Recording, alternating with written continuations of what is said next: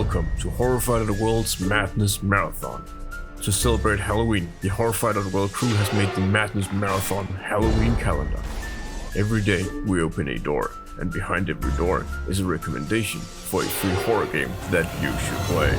31 days, 31 recommendations, hours of fun. And on the 31st, we have a special surprise for you. But enough talk, let's see what hides behind today's door.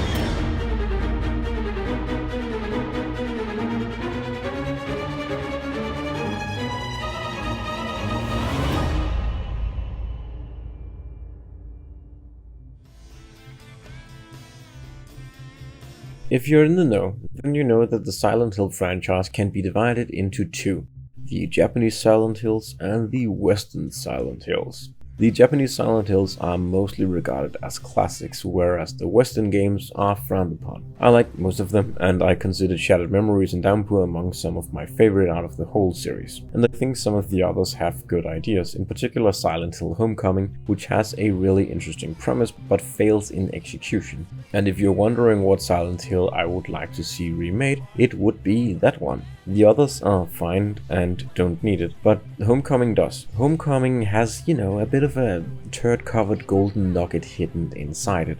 And Homecoming could be an amazing game if someone was allowed to take a second swing at the concept. That's generally how I feel about games and remakes. I'm not against remakes, but I would prefer it if we mostly remade flawed games that have the potential to be great, instead of doing what we're currently doing, remaking games that are already great. And that's what today's game is. Land of the Dead Road to Fiddler's Green is much like Silent Hill Homecoming, a game that has a great premise and a game that was clearly had a lot of love put into it, but botched its execution, and probably due to publisher meddling, or maybe just bad management on either the publisher or the developer's side. And Dead Epidemic is an attempt at remaking what worked about that game and dumping what didn't, which is most of it.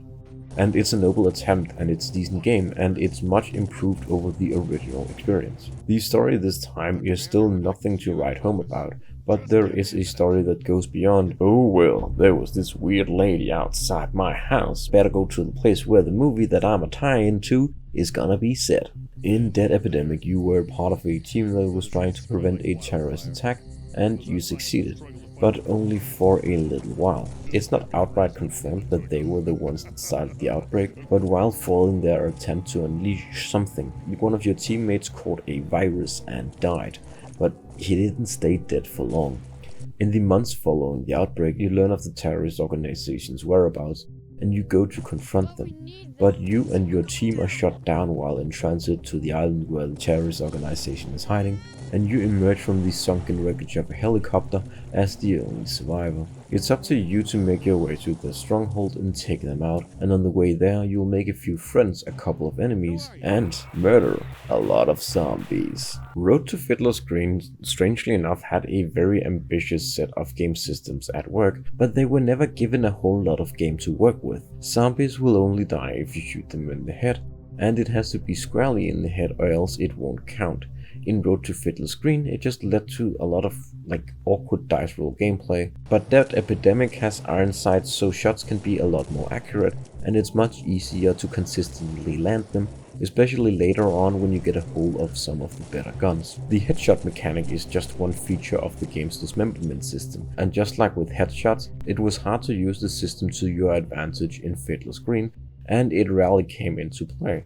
But in Dead Epidemic, I found myself often shooting off a zombie's leg when it was in front of a big group, so that it would slow the entire group down and allow me to gain some distance on them. And I shrieked in glee when a zombie jumped down from a high platform to get me, and its legs just shattered beneath it, and it had to crawl to get me, because I was reminded that gravity had an effect on the dismemberment system as well, and I couldn't remember ever seeing that in effect in the original game. That system, paired with Dead Epidemic's much larger on-screen zombie count, makes it much closer to emulating the panic and terror that Romero's Dead setting is supposed to emulate. And the game as a whole is a joy to play, and it's amazing seeing all of these systems and the foundation that the original game had getting an opportunity to really shine. The mod as a standalone game is available on our website, and I give it a 10 out of 13.